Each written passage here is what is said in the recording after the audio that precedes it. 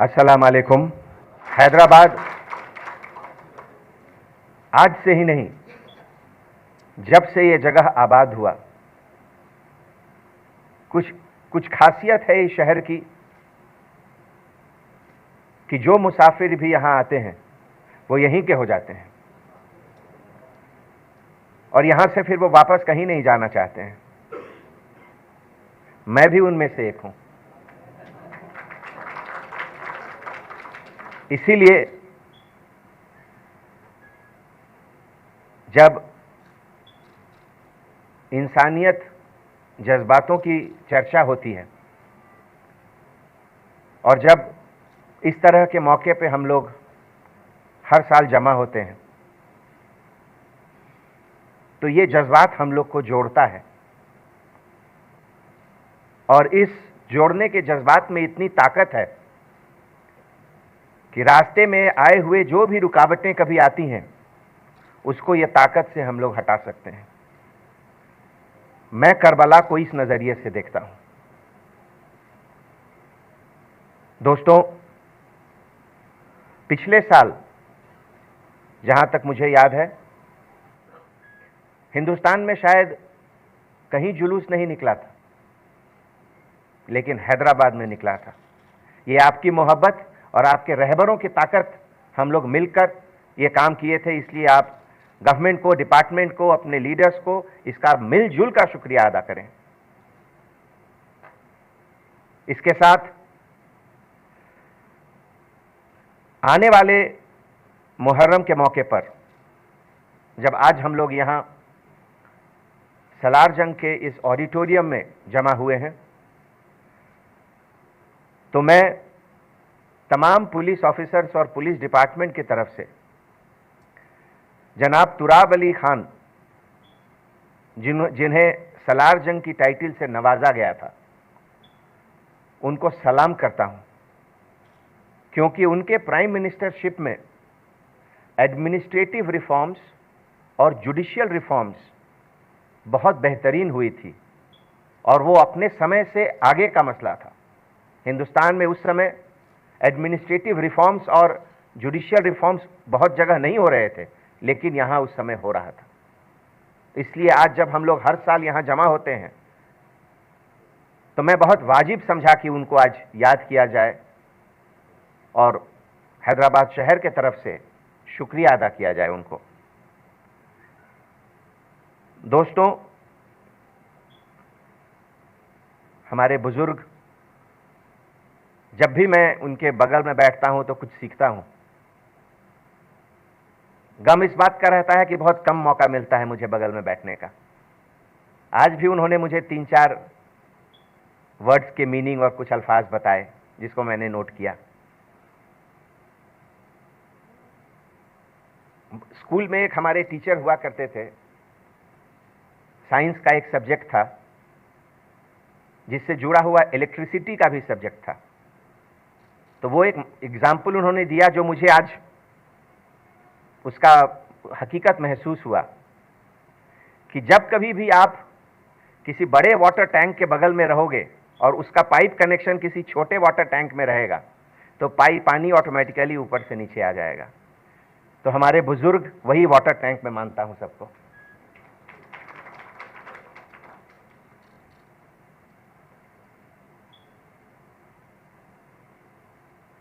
आज मैं जब करबला का जिक्र होता है, इमाम हुसैन अलैहिस्सलाम का जिक्र होता है, तो ये केवल हर साल करबला को याद करने का समय मैं नहीं समझता हूं। मुझे तो लगता है कि हर साल करबला से एक नई चीज निकलती है जिसका आज की तारीख में रेलेवेंस पहले से ज्यादा है। केवल उस समय की इंसिडेंट्स को, घटनाओं को याद करना या मातम करना वो एक चीज है। उससे बड़ी चीज है कि आप उसको आज अपने अंदर और अपने आजू बाजू में कैसे इंटीग्रेट कर सकते हैं। एक बुजुर्ग ने मुझे बताया था कि करबला में बहुत लोग मरे, बहुत तकलीफ के बाद, बहुत दर्द के बाद। पानी की कमी बहुत बड़ी चीज होती है। शायद आप और हम उसकी अहमियत यहां नहीं देते हैं। मुझे होटल में बहुत खराब लगता है कि बहुत लोग एक बोतल पानी खरीदते हैं और एक घूंट पीकर छोड़ देते हैं। शायद उनको पानी की अहमियत नहीं मालूम है कि आज भी दुनिया में ऐसे बहुत जगह हैं जहां एक बूंद पानी के लिए भी लोग तरसते हैं। हमारे एक बुजुर्ग ने बताया था, हजरत जैनुल आबदीन के बारे में। अगर मुझसे कुछ गलती होगी तो माफ करिएगा। मैं बहुत कम लोग बचे थे करबला के बाद, जैनुल आबदीन उसमें से एक थे, और लगभग 20 साल वो रहे उसके बाद बहुत गम में। और जब भी उनके पास पानी का ग्लास लाया जाता था पीने के लिए तो उनके आंख से आंसू निकलते थे। 20 साल तक यह सिलसिला जारी रहा। जब भी वो पानी पीते थे, जिंदगी के लिए पानी पीना तो जरूरी है, उन्हें याद आता था करबला का वो वाकया जब एक एक बूंद के लिए, पानी के लिए लोग तड़प रहे थे। ये जज्बात है मुहर्रम का, ये जज्बात है करबला का। ये चीज हम लोग को अपने अंदर रखना चाहिए। अरबईन में शायद 20 मिलियन, 2 करोड़ लोग आते हैं। आप सोच सकते हैं उसका अंदाजा? ऐसा कोई जगह इस धरती पर जहां 2 करोड़ लोग आए, सोचिए। और एक पुलिस ऑफिसर होने के नाते तो मुझे लगता है कि उसका बंदोबस्त कैसा होता होगा। वहां के जो भी इंचार्ज रहते होंगे ट्रैफिक के, बंदोबस्त के, कितनी बड़ी चैलेंज है उनके लिए ये। तो ये सब चीज इसलिए भी जरूरी है।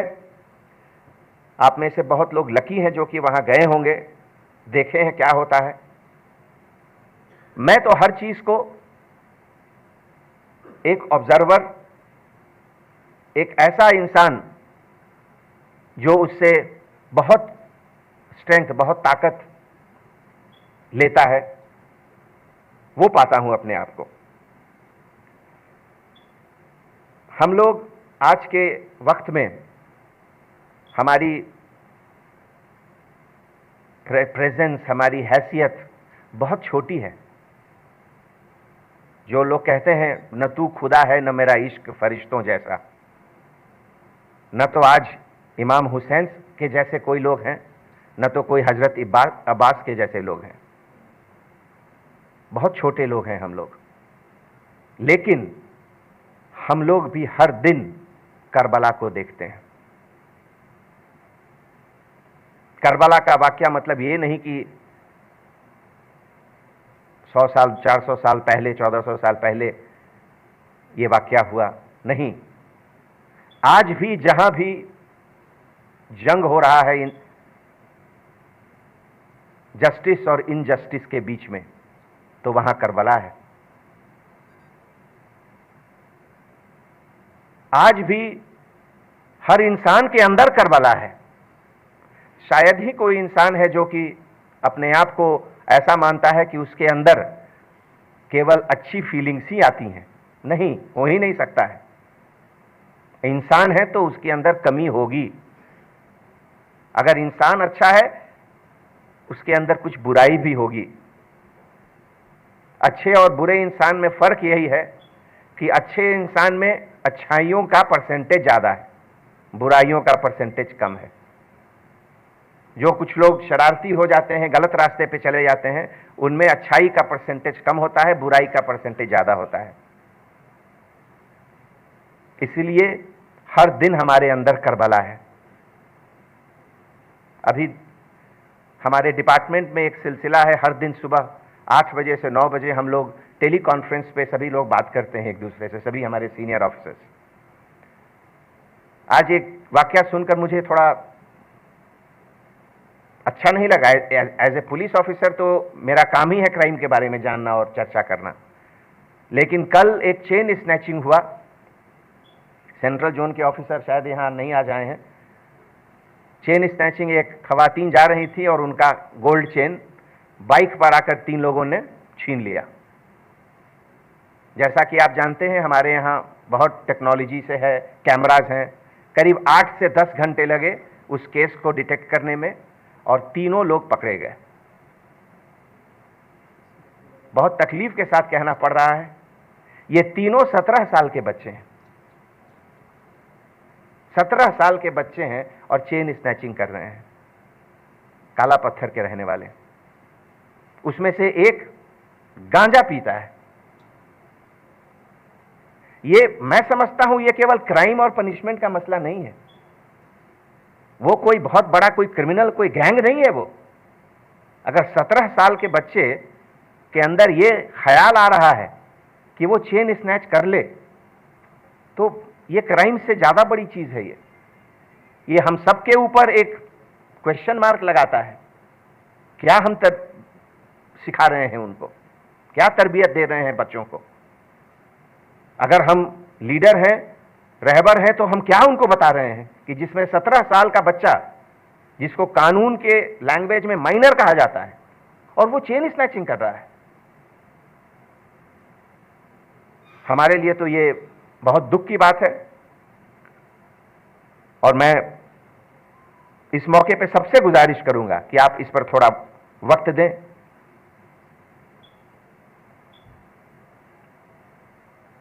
करबला का एक मकसद मैं ये भी समझता हूं कि आपके अंदर, कुछ लोग हमसे पूछे 2 साल पहले का वीडियो देखकर, मातम खूनी मातम का प्रोसेशन ओल्ड सीसी से निकल रहा था, उसका वीडियो बहुत लोग सोशल मीडिया पे जाता है, यहां से भी लोग गया वीडियो, सब लोग देखे।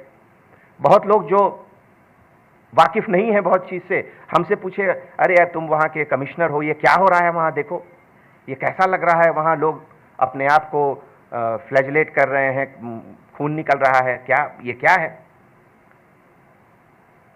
उनको मैं 2 चीज बताया कि जैसा मैं समझता हूं, फिर मैं माफी चाहूंगा अगर हमसे कुछ गलती हो तो माफ करिएगा। मैंने उनको समझाया कि दर्द और तड़प यही एक ऐसी चीज है जो अल्लाह सुब्हाना तआला ने केवल इंसानों को दी है। जानवरों में दर्द और तड़प है, लेकिन अपने लिए है। दूसरे के दर्द को देख के उन्हें वो दर्द नहीं है, लेकिन इंसान में होता है वो। और इसीलिए अगर हम करबला को याद करते हैं तो केवल उस समय के वाकयों को लेकर अपने अंदर दर्द और तड़प दिखाते हैं, वही नहीं है। आज भी ऐसा बहुत चीज है जिसमें कि हमारे अंदर दर्द और तड़प को जिंदा रखना है, इसके लिए करबला है। अभी पिछले 1.5 साल से कोरोना का वेव आ रहा है, फर्स्ट वेव, सेकेंड वेव, पता नहीं थर्ड वेव आता है या नहीं आता है। आप लोग को याद होगा, फर्स्ट वेव के बाद लॉकडाउन हुआ, गरीबों को डिपार्टमेंट के तरफ से, जीएचएमसी, यहां सम्राट अशोक हैं, हम लोग सब मिलकर गरीबों को खाना दे रहे थे। बहुत ऐसे भी एनजीओस थे या बहुत फिलैंथ्रोपिस्ट लोग थे जो खाना दिए, लेकिन उसके बाद भी बहुत लोग भूखे रहे। तो अगर वो एक इंसान जिस पर आपकी निगाह गई और आपको पता है कि वो भूखा है, एक रोटी के लिए तरस रहा है, क्या आपके अंदर वो तड़प और दर्द जागा? अगर वो तड़प और दर्द जागा तो आपके अंदर करबला आज भी जिंदा है।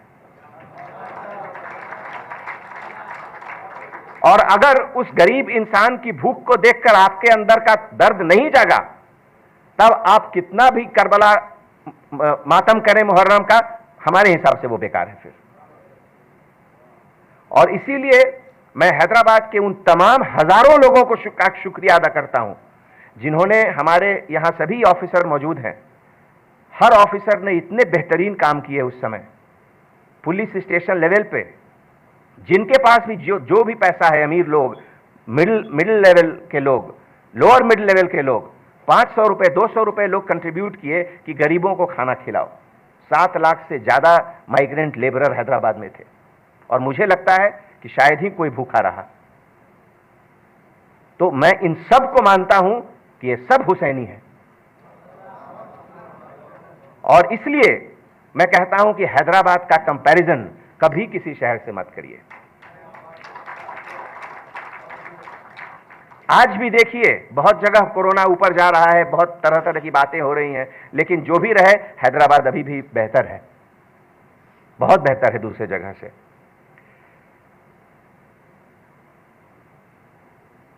दोस्तों, सोसाइटी में हमेशा हर जगह के हर तरह के लोग रहते हैं और यही इसकी खूबसूरती भी है और यही इसका चैलेंज भी है। अगर सभी इंसान बिल्कुल एक जैसे हो जाएं तो शायद मुझे नहीं लगता है कि अल्लाह सुब्हानहू व तआला दुनिया इसलिए बनाई है कि बिल्कुल सब आइडेंटिकल हो जाएं। फैक्ट्री प्रोडक्ट मारुति का एक मारुति 800 कार सब एक जैसे हो जाएं, हो ही नहीं सकता है, सब में फर्क रहेगा ही, यही दुनिया की कैरेक्टरिस्टिक है। तो हमारे यहां भी ऐसे जरूर बहुत लोग रहेंगे जो किसी चीज को एक दूसरे नजरिए से देखें, लेकिन हमारा ड्यूटी है, हमारा ये रिस्पॉन्सिबिलिटी है कि हम लोग सब मिलकर उनको सही रास्ते पर लाने की कोशिश करें।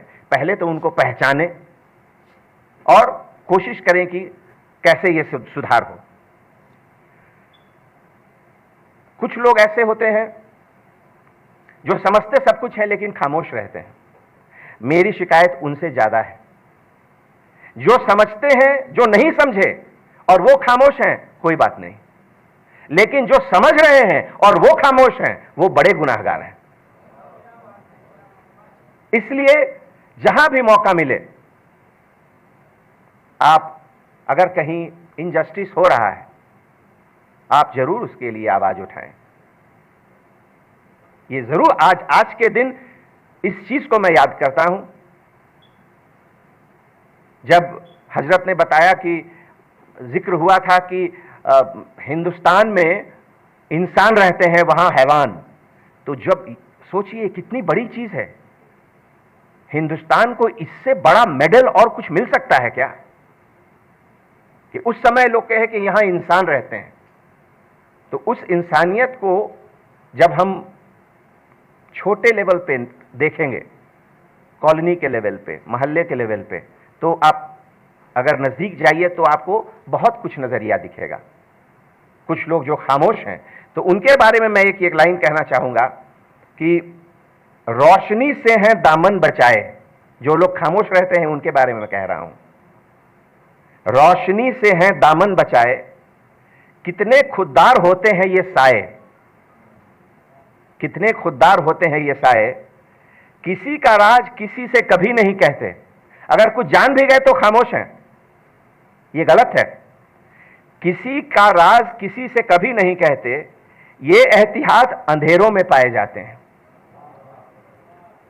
तो हमारा अपील है यही कि इन अंधेरों से लोग को बाहर लाना है। यही है करबला।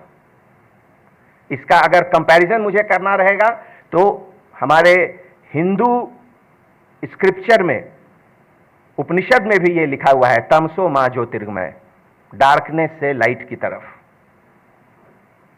सबसे बड़ी कल्चरल एडवांसमेंट, सिविलाइजेशन का प्रोग्रेस यही है कि हर डार्कनेस से हम लोग लाइट की तरफ जाएं। सबसे बड़ी चीज यही है। जब हमारे दोस्त ने दिल्ली से फोन किया यहां के रोड पर मातम देखकर, उनको मैंने एक बात और बताया था कि मकसद और मंजिल, ये दोनों की अहमियत को समझिए। बहुत लोग गलती करते हैं, मकसद को मंजिल समझ लेते हैं। अगर आपको मंजिल, आपको छत पर जाना है तो सीढ़ी आपका मकसद है, सीढ़ी ही आपका मंजिल नहीं है। मकसद को हमेशा अपने सामने रखें और मकसद पर पहुंचें, चाहे वो मजहब का मामला हो, दीन का मामला हो, डिपार्टमेंट का मामला हो, प्रेयर करने का मामला हो। माफ कीजिए अगर मैं आपसे कहूं कि अगर कोई बिल्कुल 5 वक्त के नमाजी हैं, एक वक्त भी नहीं नमाज तोड़े पिछले 10 साल से, लेकिन इतने ज्यादा गुस्सैल, इतने ज्यादा गुस्सा, हर छोटा चीज पर खूंखार जानवर के ऐसा दूसरे पर चिल्ला रहे हैं, तो मुझे लगता है कि उससे अच्छा है कि अगर कोई 2-4 नमाज मिस भी कर गए लेकिन अगर उनके अंदर नमी है, थोड़ी पोलाइटनेस है, थोड़ी कर्टसी है, वो ज्यादा बेहतर इंसान है। तो इसलिए इन सब चीजों को याद करना ही करबला है, और इन सब चीजों को याद करके अमल लाना, अपने आप को उसमें ढालना, हमारे हिसाब से वही करबला है। दोस्तों,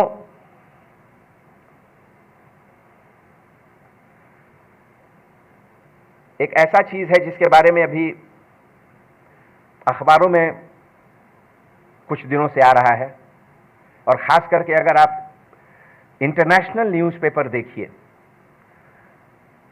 वॉशिंगटन पोस्ट, न्यूयॉर्क टाइम्स, ये सब जो बड़ी बड़ी अखबारें हैं, लंदन टाइम्स, एडिटोरियल उसमें लिखी जा रही है। ये ऐसा कंटेम्प्रेरी सब्जेक्ट है, इसमें बहुत लोग बात करने से घबराते हैं, लेकिन मैं समझता हूं कि आप लोग सब हमारे अपने हैं, हम लोग सब एक परिवार के हैं, इसीलिए मुझे कोई हेजिटेशन नहीं है बात करने में। बस यही है कि अगर कुछ गलती जुबान से निकल जाए तो माफ कर दीजिए। अमेरिका अब अफगानिस्तान से निकल गया, अब क्या होगा अफगानिस्तान में, इसको लेके बड़ी बड़ी आर्टिकलें लिखी जा रही हैं, बहुत बड़ा मसला आ गया ये। और उसमें एक आर्टिकल लिखा हुआ था कि उसमें एक, शायद वो पर्शियन या अरबिक वर्ड है, बुत Shikhar, breaker of the idols, ये अरबिक है या पर्शियन है? जो पर्शियन वर्ड है, बुत शिखन। मुझे लगा, मैं वो डिक्शनरी देखा तो उसके बाद मुझे लगा कि नहीं, ये तो वर्ड बड़ा अच्छा है, इसको, इसके बारे में हम इस वर्ड को कैसे समझते हैं, मेरा नजरिया क्या है। मेरे मुताबिक दुनिया में जितने बड़े बड़े बुत हमारे अंदर हैं, उतने बड़े बुत बाहर नहीं हैं। हमारा ईगो सबसे बड़ा बुत है। हम किसी की तरक्की को देख के जलते हैं, वो बहुत बड़ा बुत है। हम गरीबों को देखकर या अपने से छोटों को देख के अपना बड़प्पन दिखाते हैं, वो बुत है। तो पहले उस बुत को खत्म कीजिए। अगर आप बुत शिखन है तो पहले उस बुत शिखन को खत्म करके उसका बात करिए। मेरे हिसाब से यह करबला है। दोस्तों,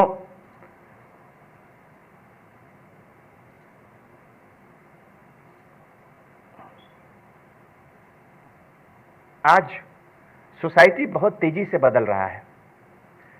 आज से 100 साल पहले जो बदलने का रफ्तार था वो बहुत धीमा था। अब हर एक साल में नई नई चीज की इजाद हो रही है। अभी देखिए, इंटरनेट, सेल फोन, सब कुछ आ गया, उसका यूज, मिसयूज सब कुछ होते रहता है। ऐसे में आने वाली नस्ल को आपसे क्या मिलना चाहिए, और आने वाले नस्ल को आप एक सही डायरेक्शन कैसे दे रहे हैं, इससे बड़ी चैलेंज दुनिया में अभी कुछ नहीं है। इसके लिए पहले तो अपने आप को बिल्कुल प्यूरिफाई करना है किसी भी तरह से। हर मजहब का सब्सटेंस यही है। एक ग्रीक फिलॉसफी में भी एक वर्ड यूज होता था, कैथारसिस, सेल्फ प्यूरिफिकेशन, कि अपने आप को आप कैसे बेहतर से बेहतर इंसान बना रहे हैं, जिसमें कि आप एक दिन अपने आप को करीब समझें इंसान कामिल के। ये बहुत जरूरी है। बाकी सब चीज आता है, कभी सैलरी 10,000 एक्स्ट्रा मिलेगा, कभी सैलरी 5,000 कम मिलेगा, ये सब चलता रहता है। हमने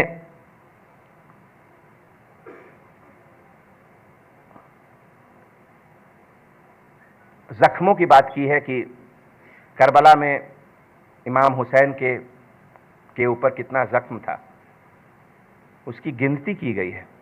उनके घोड़ों के ऊपर कितनी जख्म थी, उसकी गिनती की गई है। शायद ही कोई इंसान है जिसकी जिंदगी में जख्म नहीं मिले हैं। आज गरीब का जख्म और अमीर का जख्म, क्या दोनों के दर्द में फर्क है? मेरे मुताबिक से फर्क है इसमें। अमीर के जख्म का इलाज आसानी से होता है, गरीब के जख्म का इलाज आसानी से नहीं होता है। इसलिए आज हम लोग जब यहां जमा हुए हैं और हम लोग बात करते हैं कि मोहब्बत का,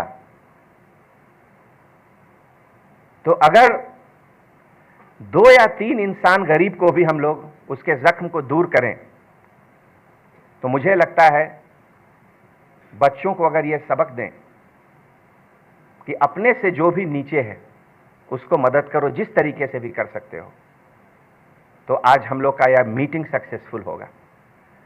जहां तक डिपार्टमेंट का सवाल है, मैं हजरत से बिल्कुल 100% सहमत हूं, हाथी सबसे आगे रहना चाहिए, लेकिन उसमें आपकी भी मदद की जरूरत है।